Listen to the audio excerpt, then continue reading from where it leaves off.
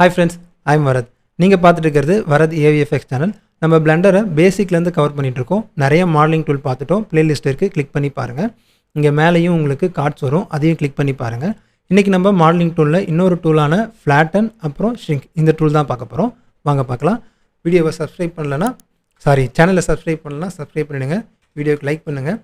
உங்கள் ஃப்ரெண்ட்ஸ் யாருக்காவது இந்த வீடியோவை ஷேர் பண்ணிச்சிங்கன்னா மறக்காமல் ஷேர் பண்ணுங்கள். ஓகே, ஸோ ஒரு க்யூப் க்ரியேட் பண்ணிவிட்டு எடிட் மோடு வந்துடலாம். எடிட் மோடு வந்துட்டு நேராக இங்கே டூல் பேனல் போங்க. ஸோ டேப் ப்ரெஸ் பண்ணி தான் எடிட் மோடு வந்தேன். நேராக இங்கே டூல் பேனல் வந்து ஷ்ரிங்க், இந்த டூலை கிளிக் பண்ணி ஷ்ரிங்க் கொடுத்துக்கோங்க.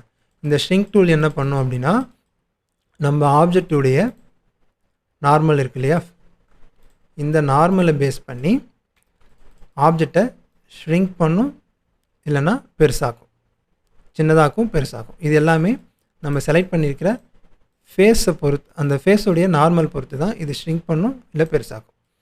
நான் இப்போது ஹோல் ஆப்ஜெக்டையும் செலக்ட் பண்ணி ஷ்ரிங்க் பண்ணலாம், இல்லை ஏதாவது ஒரு 2 ஃபேஸ் செலக்ட் பண்ணியும் ஷ்ரிங்க் பண்ணலாம். ஈவன் ஒரு ஃபேஸையும் செலக்ட் பண்ணி ஷ்ரிங்க் பண்ணலான்னு நினைக்கிறேன். ஓகே, ஸோ இந்த மாதிரி ஷ்ரிங்க் பண்ண முடியும், அது நார்மல் ஃபேஸ் பண்ணி. அடுத்து பார்த்திங்கன்னா புஷ் அண்ட் புல். இது என்ன பண்ணுன்னா, இதுக்கு வந்து